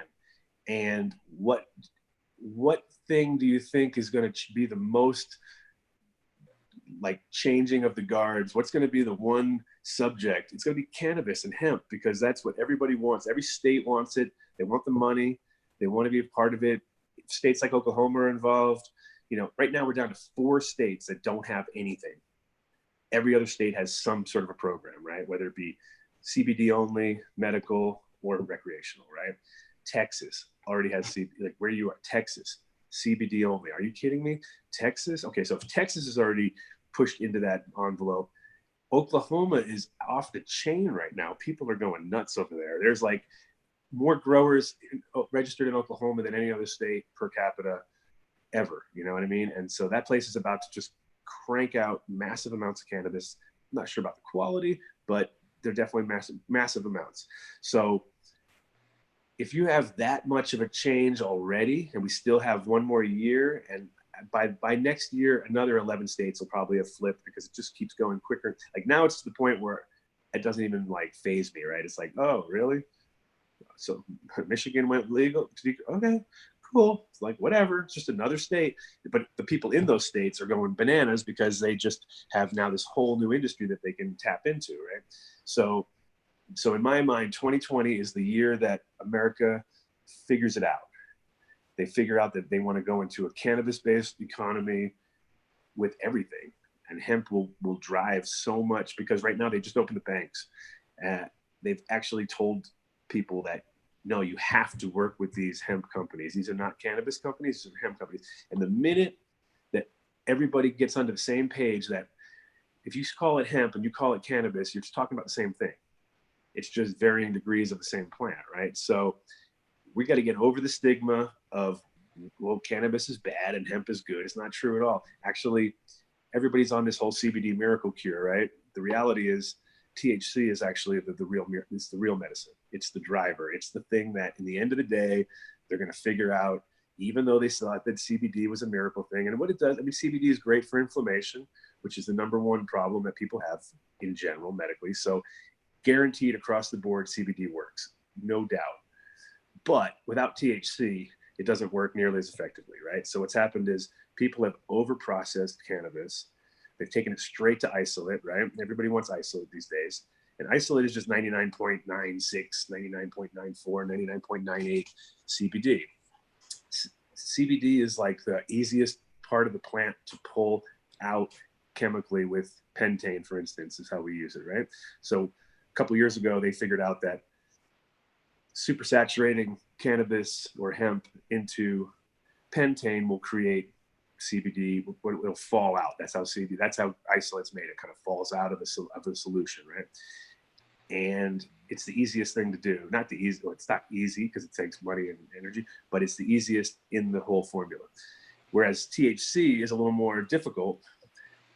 And usually with things that are of the higher quality, the more difficult they are to process. Because if it's super easy, that just means that there's going to be tons more of it out there. So next year is going to be a rude awakening for everybody here in the CBD world, because they're going to realize that they came in at this certain number, and then they're not going to hit that number. You know what I mean? That number is going to drop dramatically, just like cannabis prices have fallen from, you know, 3,000 a pound just a few years ago down to less than 1,000, creeping back up, I should say, right now because of raids in California, things like that, weather in, you know, in the Midwest. There's going to be this is going to be one of those shifts this year. We might not even have a corn crop, put it that way. So if we don't have a corn crop this year, for most of America, America's about to go into a farming crisis where farmers are going to be like ass out. They're going to lose their farms. Trump's not helping it with his trade tariffs. Soybean farmers are about to lose their shit. So if the soybean farmers can't sell their soybean crops, the corn crops can't go in the ground in time this year. Everybody's growing hemp like maniacs right now. There's thousands and thousands of acres. There was only less than 100,000 acres were grown last year. And this year, that's a tenfold, if not more, because there's so many people who, everybody and their uncle is growing cannabis and growing hemp right now on a scale that has never been seen before since probably 1947, you know what I mean? When the last crops were ever grown for the government. But we're growing on a scale, but at the end of the day, all that product has to be processed, and we don't have a single proper decorticator in the country. We have some small ones, and we have some, you know, so there's no industrial, that's why there's no industrial hemp being grown. Everybody's growing CBD because they can process it in these smaller labs. And some of these super labs, the biggest labs, there's like, you know, these so-called super labs in the States that can process about 200,000 pounds, you know, of biomass a day, right? Which is, so then you try to feed that. But the problem is they built them so big, so fast, they can't even feed them. So a lot of them will go out of business before they ever get a chance to get the right amount of material. So it's like, again, the balance of, you know, you don't grow the cannabis or the hemp before you have the processing, but yet we've done that. Nobody's taken that. Nobody's on that right initiative. There's a few, but not enough. You really, literally, we would need, and it has to be local because you can't transport. It's just, you don't want to add that carbon footprint, right? So the best idea would be to have processing plants all over America, waiting for this next year's crop coming in. But in the reality is we're going to have people driving across the entire country to process, because the labs are going to be in Oregon, or they're going to be, there's big labs in North Carolina. There's like labs in really weird spots. And you're like, so where are they going to get all this product? Because they don't even have close to that in the state that they're in. They can't even turn the machine on. You know, I know small labs that it costs them $4 million a week to keep, just for material costs, to keep that running, you know, to run $4 million a week worth of product, just to, that's like the fuel for your product. You still have to make your product. That's a huge overhead. And there's thousands of these labs. So imagine thousands of labs trying to get all of this biomass processed. And the problem is that right now they're starving, and next year they're going to be buried. You know what I mean? So we're going to be in what a shift. It's going to change everything. And so here we are with now massive amounts of hemp and massive amounts of cannabis and massive amounts of product. And I think at a certain point, the penny's going to drop. Big people are going to come in and say, oh my God, we have to invest $50 million right now into a factory. And I told this to people for the last 10 years. They'd say, what should I do? What should I do? I was like, well, if you really got money and you want to do it right, you need to invest between $50 and $100 million into a processing plant, and be ready for this hemp that's coming. And then nobody would really, they want to see the hemp, but if you're waiting for it to see it on the ground, you don't have enough time to build a place. So you really have to think about where this stuff's going to go. And I think we're creating our own little problem of, again, a victim of our own success, right? Everyone's going to come in, overproduce, and then the ball's going to, you know, the prices are definitely going to go down. Like right now, we're looking at about $4,500 for a kilo of isolate, right? It was 20,000 3 years ago. It was 13,000 just like 2 years ago, and it was like 20,000 3 years ago.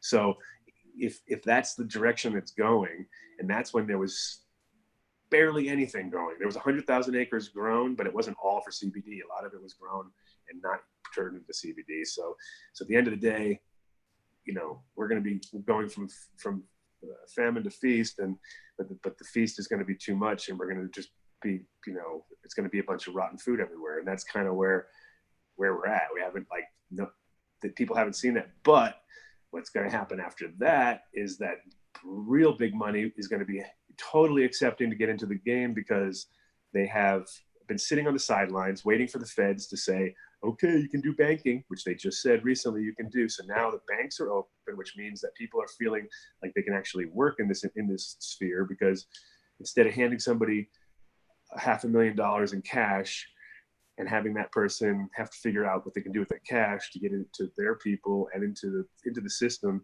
and everybody playing games and creating layers and just like working the system as hard as they can.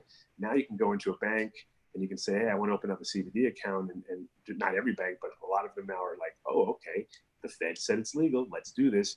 And they're all of a sudden running millions through their bank, and much more than they've ever run. Like within one good customer from a CBD game could probably put more money through a bank than all the other customers combined, because at this point in time, it's literally millions and millions of dollars. Like I said, 4 million a week going through one lab. If a bank sees 4 million a week coming through their accounts compared to their 400 other people that might put in a couple $100, it's already 10 times the volume. So now that bank can actually, starts to generate real money, and all of a sudden everybody's like, oh wow, this hemp stuff's really good. People love money. People don't necessarily understand hemp, so they get scared of it. But the reality is, real industrial hemp's going to take over the whole CBD game, is going to take over everything, and people are going to realize, wow, building materials, wow, graphene, wow, there are all these high-tech amazing things about hemp. It's fireproof, for instance. It can store energy. The fact that you can store energy in hemp right now, like a hemp block, you don't have to even do anything to it, right? Literally a hemp block with 2 electrodes into it, juice it up, it'll hold power. Now that is amazing in itself. The fact that you could build a house out of it, put solar panels on the roof, store the power in the walls of your house, just like if it was a Tesla bank, and pull energy back off of your own house, which is totally doable and not that crazy and complicated as you think.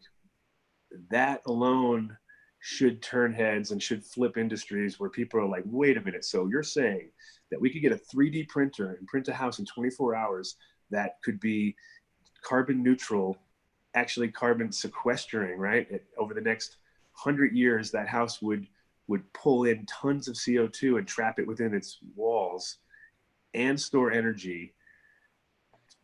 Sign me up, right? And it's fireproof, hypoallergenic. It has nothing but positive. The only negative about it is that we'd have to change laws, change legislature, change building codes, because they've designed it all for this toxic building that we do now. Like most buildings, if there's a fire, you don't die from the fire, you die from the chemicals that are in your house that burn you out, because no matter how clean we try to be, okay, we pulled all the asbestos out of the houses because we figured that was a bad idea. We took all the radon out of the houses because we knew that. See, we have done nothing but create toxic environments forever, and that's why we wonder where cancer comes from. We wonder where all these issues come from. It's like probably the food and the building materials that we've had, because we've been letting other people tell us what to do, and those people aren't doing it for our safety. They're just doing it to get the cheapest and make the most profit, right? When you grow hemp and you use hemp to produce the insulation for your house, and you use the hemp, so you have the hemp fiber for your insulation, you have the hemp herds, and you turn that into your hempcrete to build your walls. You know, you carpet your house in hemp, you use hemp drapes, hemp bedding, you're eating hemp, you know, everything down the line. None of that is toxic or bad for you. Almost every one of those items down the road, if you actually looked at the alternative, is what we're using right now, you'd have like, oh, we're using cotton that was grown with Roundup that, you know, is leaching back into the soil and causing cancer and causing other issues. And yet, you know, growing hemp, you can grow without any, you don't need any of that kind of product, because the plant grows so vigorously that at the end of the day, you choke out all the other problems because they can't keep up, you know? So I've seen many fields of hemp grown without any pesticides. You know, you have to use some nutrients, of course. There's people who kind of oversimplify it, say it doesn't need anything. Well, it needs something, but it doesn't necessarily need close to anything that cotton does. Cotton is the worst part of the industry. What people don't realize, like, it takes so much water to produce such a small amount of cotton, and it uses so much pesticides and so much nutrients, and they have to keep adding. They even add like you know, it's radioactive. They'll have radioactive residue within their fertilizers because they're using it based off of waste materials from factories, and using high salts and things that are just totally not necessary to grow cotton, because it's just gotten weaker and weaker over the years. And so here we are using the most polluting, you get the most polluting plant in the world standing next to a plant that can produce, you know, massive amounts more and higher quality materials. So, you know, it covers so many bases, and that's been its problem from day one. The reason why it was made illegal in the first place is because it competed with every industry out there. It competed with pharmaceutical, it competed with the cotton industry, it competed with the chemical industry. Like Dow Chemicals made all their money back in the day off of the bleach for paper. That was their big money maker, right? And when hemp came in, needed about 1/4 of the amount of bleach to whiten it, and the paper was a much higher quality. So they were like, well, shit, why do we want to make higher? We don't want to make higher quality, lower amounts of bleach. We want lower quality, higher amounts of bleach. And so we just grow more trees. And you know, it takes trees eons to grow, and it takes hemp one cycle to grow. So it was just like highly competitive in every way, shape, and form, and very easy to make illegal, because in the end of the day, just throw some racism at it and blow it out of the water, make it, you know, mix up people's minds about hemp. So the funny thing is that they never separated it back in the day, and now it's like reality has kicked in where they understand, you know, we had a plant that was super useful that we pulled out of our system.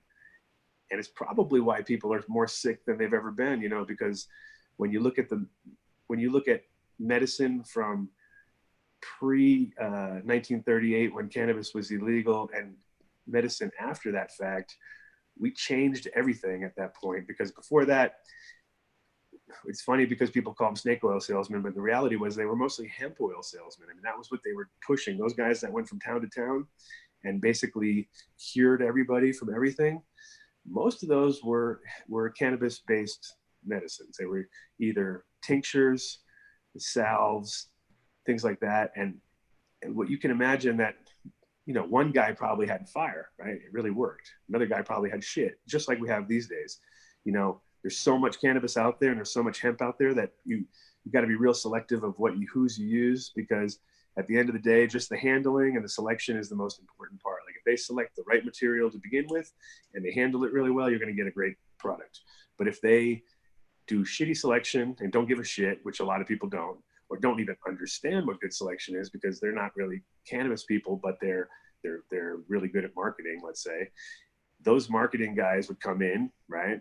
Sell their snake oil, people be rubbing it on, nothing would work. And then they'd be like, bogus. Now that's where the snake oil salesman term came from, right? But the reality was some of those snake oil salesmen were doing a good job. They were bringing in real product, and all of a sudden it really did work. Every single buddy, all of a sudden the guy leaves town and people can move their arm that they couldn't move before, and that's a little hurt. And this guy's, you know, can eat again, and holy shit, he cured everything. He cured that guy from not wanting to eat, cured that guy from eating too much, cured that, you know, all the things that you couldn't imagine, and cannabis can do all that stuff. So I think up until, you know, we were a plant-based medicine country up at that point, and now we're a single molecule chemical-based pharmaceutical country, which does not work. You know what I mean? It works maybe in the short term, but it turns everybody into heroin addicts because everybody's now, you know, done Oxycontins and all this other bullshit.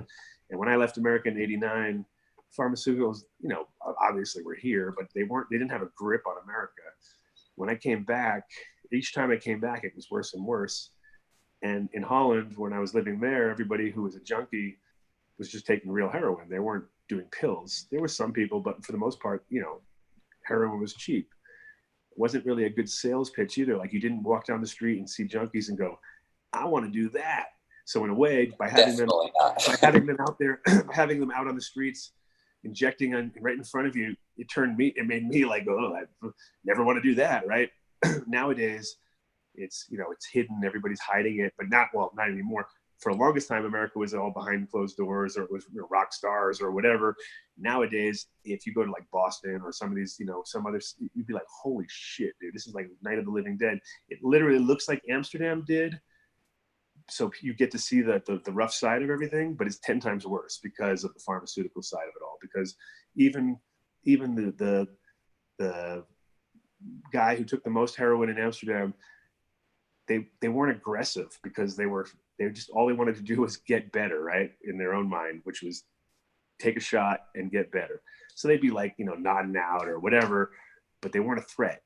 But then when you get now the way that America works, people are on benzos and people are up and down and everywhere. So because of that, you see the ugly side and you see the dangerous side, you know what I mean? Because people don't, and the desperation is here too. So I think with cannabis, that whole 2020 idea, that in my opinion, it's like the Mayans got it 12 years off. That 2012 thing wasn't really correct.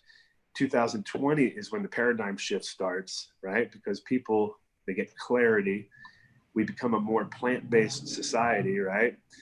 If you notice right now, Impossible Burgers are taking over the entire fucking food world when it comes to like every single chain, Chipotle and all, you know, Qdoba, Burger King, all of them are now going for this plant-based burger because the people want it, right? So now all of a sudden those companies, unfortunately, Impossible Burgers use GMO yeast, so I'm not a big fan of it, but in general, the idea that people are now shifting away from from eating meat, more or less, not completely, but giving them an alternative where people can have maybe once a week, they'll have a plant-based burger. That's going to snowball again. So here we are, you know, hemp burgers are possible. All that stuff there's already out there. I have a friend who makes called Hemp Way. Hemp Way is the name of their products, but there's good hemp burgers out there. These kind of things are going to explode into, you know, the numbers are going to become astronomical. So if every single Burger King in America is now offering a plant-based burger, that's a huge, even though I don't condone and I don't really want anything to do with Burger King, McDonald's, or any of these fast food places, it's a starting point where again, that 2020 vision switch is going to happen, because all of a sudden people are slightly more open to the idea of plant-based food, or they're, you know, organic food these days is now rivaling everything and even beating it out, where like I eat organic and have my whole, as much as I can for almost my whole life, but the choices were so slim and far and few between. But now I feel like almost any place I go, I can find it. And even Walmart, I go to Walmart, you're like, really? Walmart's got organic food, like a whole organic section. And it's because those people, like enough people shop there now for food that they've, you know, complained or they've seen the upswing and the uptick. Now, I don't necessarily believe most of the problem with the organic and the marketing and behind it is that America can take anything and ruin it, right? It doesn't matter what if it's a song on the radio, they'll ruin it, right? You're like, hey, I like this song. 400 times later, after 2 days, you're like, I don't want to hear the song ever again. They just beat it to the ground. Same thing with organic. Right now, we're in a phase where everything is organic, but everything can't be organic. So you really have to do your due diligence and do your homework. You got to be careful what brands you support, because there's a lot of people jumping on that bandwagon too, where you're like, hey, this is really cool. Look at this Kashi cereal. And then you find out it's Kellogg's and you're like, no, fuck that brand. I'm over those guys. I have nothing to do with any corporate. Whenever I know that it's a corporate thing, I'm out. You know what I mean? Unless I know that company is using that money and putting it back. If it's a company like Dr. Bronner's or something like that you're like, hey, these guys are taking all their money and they're putting it into the best causes and the best things, and they're backing the right people. Those are the kind of companies I'll support. But when it's, you know, Pepsi or Nestle, done. You know what I mean? Thank God Starbucks is now merged with Nestle. So I have absolutely 100% can't go there anymore, because it's one of those things where I justify it in my mind because, well, you know, these guys started off small and now they're huge, but whatever. No, they have now merged with Nestle. Nestle now does all their distribution for their non-in-store stuff. So if you go buy anything from Starbucks, you're supporting Nestle, right? You know, Nestle is the company that supports formulas for mothers, which basically ruins kids from day one. So instead of having kids breastfeed, they would rather have you use their Nestle poison, right? And so basically they're from the womb to the tomb fucking you over, you know what I mean? So that's why I don't support people like that. And I try to I think that's the thing we need to do in cannabis too. You need to look at the companies that you're supporting or who they are owned by, because we're getting to that point now. We're getting to when, oh, Coca-Cola owns those guys, really, because Coca-Cola owns the mother company that owns that company that owns that company. So, you know, for me right now, I think the focus is, I think, and it's interesting too, because I'm turning 50, next year's 2020, it's all kind of full circle. You know, back in 1969, when I was born, is when people actually had it figured out. Not totally, but they did. But they didn't have the right message and they didn't know how to present it. And so the hippies were, you know, right on the money. Psychedelics fall into that world. You know, it's also where we're at right now. We just decriminalized mushrooms in Colorado. They just decriminalized in Oakland. So it's the next wave is a psychedelic wave. And that's going to be between the psychedelic wave, the acceptance of plant medicine and plant food-based products, and cannabis and hemp being grown on a massive scale. All of those things are going to tip America in the right direction, in my opinion. And we're going to slowly see the effects, because we're going to see a healthier population.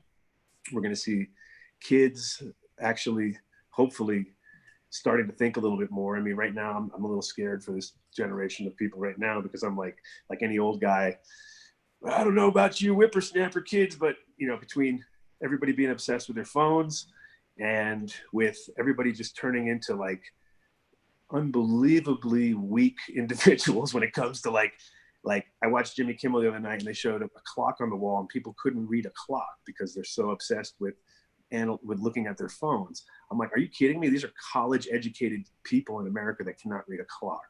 So we have to get back to the most basic, obviously we have to get back to the most basic things as a society.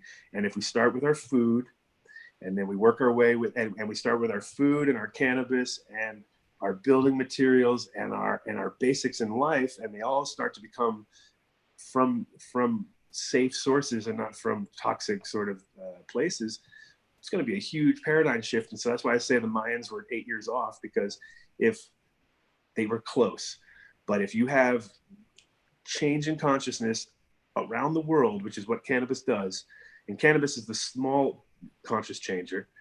Now you put psychedelics into that formula and you add that into the mix. And we're talking about major changes, because what psychedelics did in the 60s was show people that there's that, you know, pretty much the main message is that we are all one, right? We are all connected in this world. And that's the problem, is that everybody's so disconnected and they think they're in their own world, and they think that their world is somehow not going to be affected by everybody else's. It's not true. Everybody affects everything. And as a group, as a herd, you know, we are on this planet, we have lost the ability to recognize what the herd's doing, right? So everybody's like, we're literally, most people are on the outliers in the herd and just getting picked off because they don't think as one. And when you think as one, as a group, you can do massive things. And that's kind of where, you know, we thought the internet was going to do that. It's turned into like fake news and bullshit, and just like it's a mess. You can't get 3 layers in. You have to be so critical thinker. You have to be such a critical thinker that to get online and understand what's real and what's fake is like a full-time job now. So unless you go to the Project Egg show, that shit's always real. It's all true, exactly. But in reality, it's like you go to this point where it's tiring, right? You get online and you're like, God, is this okay? Well, basically, I don't even know if this is true. And people are like retweeting and putting out bullshit that they don't understand because they think it's, you know, they get like knee-jerk mentality. So we're not getting, we're taking this idea that we have this global consciousness based through the internet, and we're just bastardizing it and turning it into some crappy pay to play sort of platform, right? But when it comes to cannabis and psychedelics, it's everything is in your own mind, right? So the idea is, once you figure out in your own mind where you stand and where you are in this world, and actually that you are part of it, and that you can adjust and change and make things work, the minute we do that, things start to happen. That's why psychedelics became legal here in Colorado, and that's why cannabis became legal here in Colorado, because we have a small population of very progressive thinking people mixed with some not very progressive people, because we're also in the Midwest. And luckily, we outnumber them just enough to be able to tip the scales, and did it both times. This time it was with 584 votes was the difference on the psychedelic decriminalization of mushrooms. And that alone, is like started a little tiny bit of a wave, which hit Oakland already. Oakland's already even taken it to the next level, where all cactuses and ibogaine and all of these other natural substances are also under the decriminalization factor. And so these are only cities too. It's Denver and Oakland, right? It's not the whole state.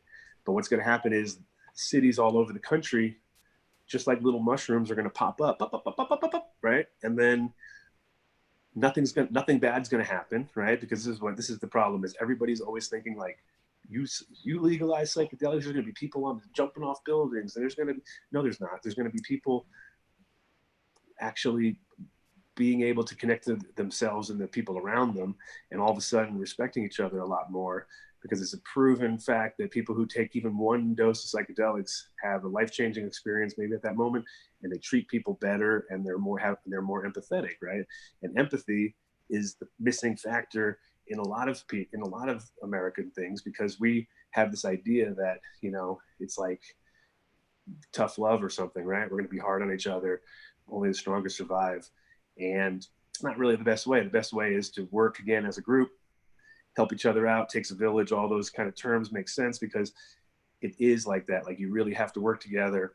And interestingly enough, nowadays, you know, through gentrification and things like that, you'll see neighborhoods that were terrible now turned into the most cool neighborhoods in town, and then they peak out. That happens a lot in New Orleans. Yeah, and you're in Austin right now. That's like the classic example of, you know, gentrification. And I'm in Denver right now. This the area that I'm in is called the Rhino District, and this is like mini Williamsburg, right? Like you come here, and it's like everyone's on scooters. There's a Shake Shack across the street. It all just happened in the last 3 years, but it's because people want to make their areas better. They want to create a better environment, and you know, sometimes they go overboard and ruin it, just like Americans do, right? They can't make it just a little better. You got to make it so much better that it's not better anymore, because now the people got to move out because they can't afford to live there anymore because it's so good. You know what I mean? So you got to like be careful you don't overdo it. But I think that now, in what I was going with before with the whole 2020 and the clarity, is that I think now that we're thinking more in a group thought, and we're also seeing elections that are working in our favor because people are sick and tired of bullshit, because it is turned into such crap now, that there is some clarity. And I think over the next few years, with 2020 being the catalyst, I think by 2022, for instance, shit is really clear. Cannabis is 100% accepted federally. It's used in, you know, the banks are dealing with it. The banks are doing better than ever. People are getting loans again. People are buying houses again. They're able to take, you know, they're put things in their own hands. There's going to be, you know, a surplus. Instead of being like less cash, there's a surplus, hopefully, depending on how the government, you know, over-regulates it, which they usually do, overtaxes it, which they usually do. The black market is not going away. It's going to be, you know, I always think my motto is black markets matter, right? Because they really do. And at the end of the day, they drive another side of the industry, which, you know, there's people out there who cannot get in because the entry level is so high. Like in New York, it's a $200 million entry if you really want to get into the game for real. If you want a dispensary and a grow, you need $200 million. That is unattainable by any average person, right? A few years ago, it was maybe $2 million. It sounds like a lot of money. Nowadays, it's like in the cannabis world, that is nothing. You're like, oh, how much you got? $2 million? Keep it. Don't even try to fucking get into this industry. It's not worth it. You know, you're going to get gobbled up unless you just want to make a little candy or one little product and you think that's going to be successful somehow in a sea of other products. You probably aren't going to get in. So the cannabis world has bubbled out so hard that it's hard for small people to get involved. It's hard for minorities to get involved. It's hard for people who, you know, actually deserve to be in the industry. They can't get in the industry because the entry level is too high. So now it's literally gone back to old crusty white guys are the only people that can afford to get into the cannabis sphere, and they have to finance all these other smaller people to do it because they can't do it. They don't know how to do it. We're back to the white-haired old banker kind of guys. So they bring I'm so interested in, because we've had a lot. I feel like you've given a lot of great predictions in this episode. Yeah. No, I'm totally the Nostradamus of cannabis a lot. That's my obvious. I think it's going to be fascinating to, and of course, you know, well, you know, you of course have to be open to it, but I would love to have another episode and revisit this. Oh, no, for sure. And talk about it. I think that'll be awesome. I have been really fortunate enough to do my podcast for the last 6 years. So I have put it out there in many, many ways. And I'm not going to say I'm always right, but there's definitely a high percentage of right predictions, because it's actually not that really much of a prediction as much as an observation, because again, where it's going, we kind of do the same cycles over and over again. They just keep getting bigger. And if you can recognize that, you know, there's the biggest problem is that it's like everybody gets involved and the hype is real. And the ability to scale these things is getting there, and the numbers are just astronomical. So if people start to calculate and see the words, you know, they start to see the numbers of 100 million or a billion, or it just blows their mind. And so they're going for it full steam. But the problem is, if you're a decimal point off or two, that billion turns into a million, and a million ain't worth shit. And now you just did all that work for basically get back to zero. You know what I mean? So that's and that's going to happen. It's not like everybody's going to succeed, right? So luckily, the magic is still there and everybody's still excited. It's going to get less and less. People in California are feeling it because the taxes are so high. Plus the competition is fierce. Midwest is going to have a little moment in time where they can sell almost anything because people haven't really been exposed to the higher quality products yet. But what happens in the cannabis world is that once you're exposed to a higher quality product, you never go back, right? So that has been like the problem of the way this thing works is that, you know, say you grow 1,000 pounds and you think you're going to get 3,000 a pound, and then another guy grows way better and shows everybody that your weed is shit, and now that 3,000 is only worth 1,000, and you were banking on making $1 million, and now you're down to 300,000, and all of a sudden you still got to sell it, and that other guy's selling it 2 to 1 for what you're selling, and now you even have to sell it for 500 because no one's still buying it because now that guy's dropped his prices, and it's just again race to the bottom. This happens in every single model, and it happens with cannabis even worse because it's like, you know, you can't sit on it forever. You can't just like store it away and hope that, you know, the price is go up. So you have to actually get that out in within a 6-month time frame, or if it's anything over 6 months, it's probably going to be to either, unless you stored it with nitrogen and you're really, really on point and you kind of did your homework. For the most part, it's not. Most of the time it's in a warehouse, hot, cold, whatever. It's dry, it's wet. There's a million things that can go wrong. And so I am so glad that we have these all of these predictions. And again, I'm very, very excited to let's speed up. Come on, man, let's get together. We can do a 6-month follow-up.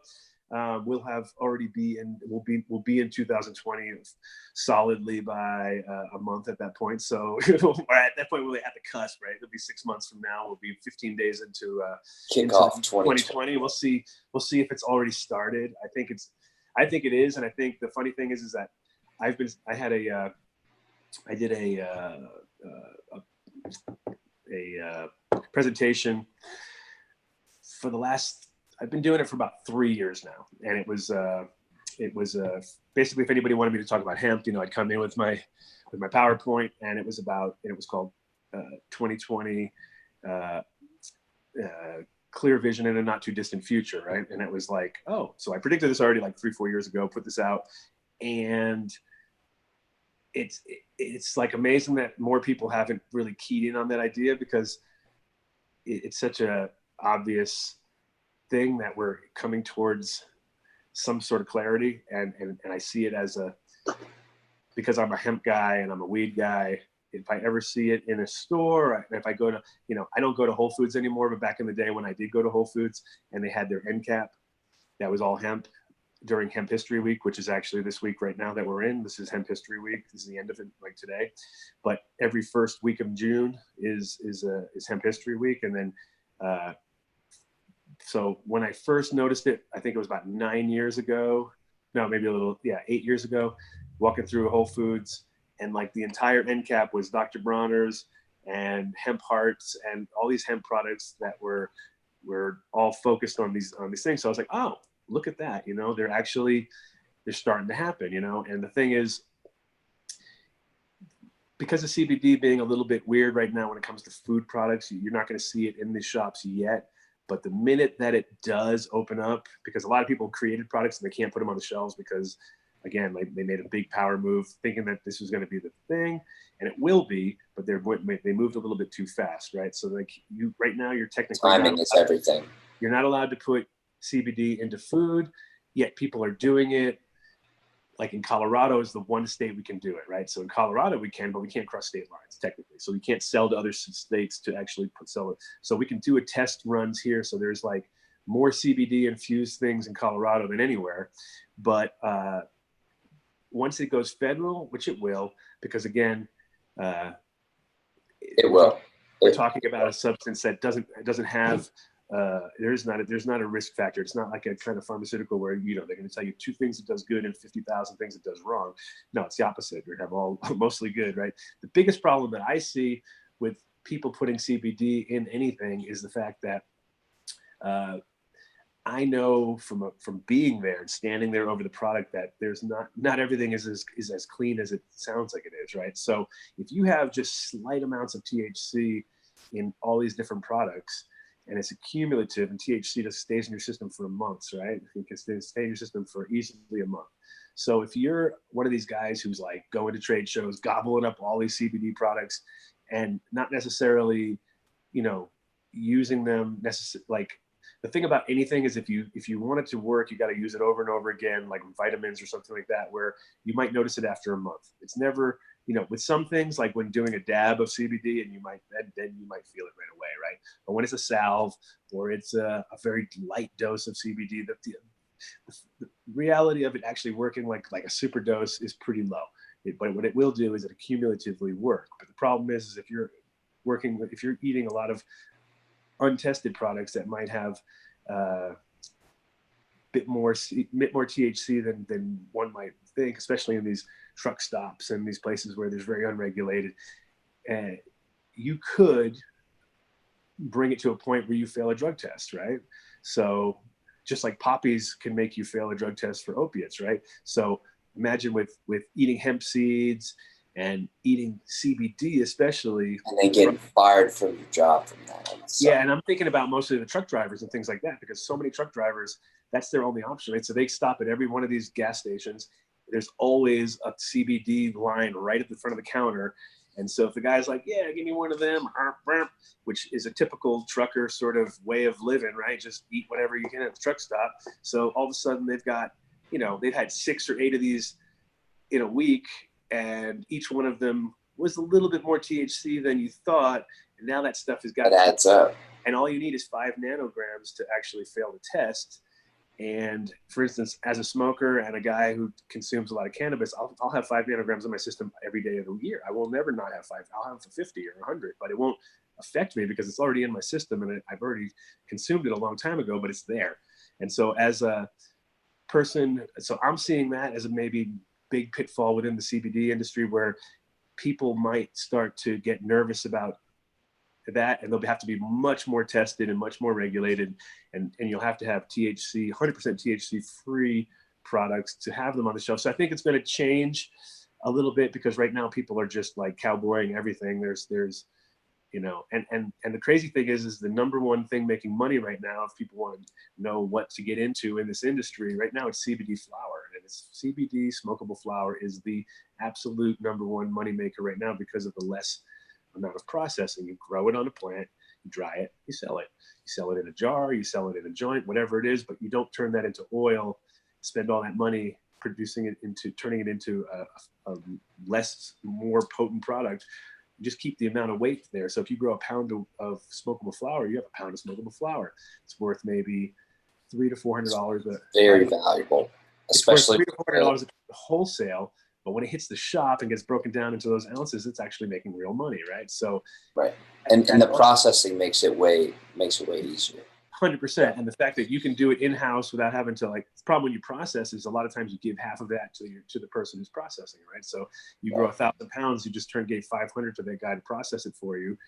Well, that cut your product in half. Whereas if you take that 1,000 pounds, turn it into smokable flower, sold every single gram, keep it all to yourself, right? So that is actually the biggest moneymaker right now. And it's also going to be the catalyst which makes cannabis legal, because the fact that you can actually go into any store in Tennessee or Oklahoma or, you know, or Idaho, or all these states that are not even, like, states that don't even have anything, or Georgia, places that are like, wait a minute, you walk into a store and they've got 15 kinds of smokable flower on the shelf. Do you really think that the authorities have the ability or time or money or energy to test all 15 in that one store, plus all the 100 other stores that are doing it? They can't. It's too expensive. It's $100 a test, because they're government, so they're not going to give you any kind of deal. They're going to upcharge as much as they can, because somebody else is making money on those tests, right? So the idea that any authority in any of these small towns is going to be able to go into any of these shops, test all of those products, and be able to tell them what's up, it's laughable, right? So what's going to happen is the confusion and the amount of time and wasted energy that's going to come into the courts in the next few years is going to tie it all up, drive them insane. They're going to say, you know what, legalize it all, tax it, and let's just get over it. Because right now what we're trying to do is we're taking smokable flower, which is cannabis, which looks like cannabis because it is cannabis. It has just a different cannabinoid profile. This is legal, this is illegal. This has to be highly regulated and be in a shop and be taxed at 39%. This not, because this is just a novelty item, but yet this novelty item actually works as a medicine because it has CBD in it and CBN and CBG and all these other cannabinoids. So actually it is working. And so people are buying it, not just because they like it, but because they actually feel like they need it. And now they're using it every single day. So this guy in the store, this little podunk store, which has a CBD sign out in front of it, is pulling in, you know, $150,000 to $200,000 a week. And he used to pull in $1,000 a week. So all of a sudden he's 100 times over what he used to be. And he just keeps buying more and more and more. And now he fixes his store up, makes his store look like a real dispensary, just selling this. They're going to go nuts, dude. They're not going to have a clue of how to combat this. It's just like the vape pen changed the game as far as like, are you smoking tobacco? Or are you smoking cannabis? Oh, I'm smoking tobacco. Are they really going to test that? No. Do they have? There are so many things. There are so many things that are going to be changed. So exactly. So I want to thank you so much. Okay, sure. For sharing everything that you have. Clearly, we could talk about this for days and days and days. You know, like I told you at the beginning of the show, I do a long format podcast. So for me, jibber jabbering for hours is no problem. I feel sorry for the people maybe who have to listen to me sometimes because I might go off on a tangent and I might not make sense at that moment in time. But I always tell everybody, like I told you earlier, just get a nugget out of the show. Hopefully you got a few nuggets out of this show. I think we did because we covered a lot in a short amount of time. Yeah. And, thank you for letting me just talk my way through the whole thing because that just makes me more comfortable. I love questions, but sometimes I feel like when there's too many questions, they don't get the most out of me because I don't really know where I'm going half the time anyway. I just let it happen. And I feel like, yeah, like I said, we covered some good ground here. People can listen back later, see if my predictions are correct. I'm sure I got one of them. I'm sure I nailed it. I had to get one. Awesome. Well, thank you again, Adam. I really do appreciate your time. And to everybody who's watching, listening, I want to thank y'all very, very much. If anybody wants to hear the today's show on my podcast, which is at 4:20 Central Mountain Time here, I'm in Denver. So we have Alki David on the show, and he's the billionaire, the Greek billionaire who was busted with the 5,000 plants in St. Kitts. I'm looking forward to interviewing him. So now I'll be on the other side of the coin here. I'll have to control myself and not talk the entire show. But apparently this guy loves to talk too. So listen to that one live today. Otherwise, check out the old stuff and obviously check out your old podcast too. How many episodes have you got right now going on? How many? So we just published officially. I say we because my team 162. Oh, nice. So yeah, it's always amazing. It's amazing when you go back later into your library and you're like, I can't believe I put out all that content. You know what I mean? So it's been good on you for keeping the podcast world going.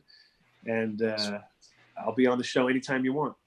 Absolutely. Thank you. And again, to everybody who's listening, watching, I want to thank y'all very much. Your time is very valuable, and I'm very grateful that you choose to share with us today. So thank you very much. And I will see y'all on the next episode.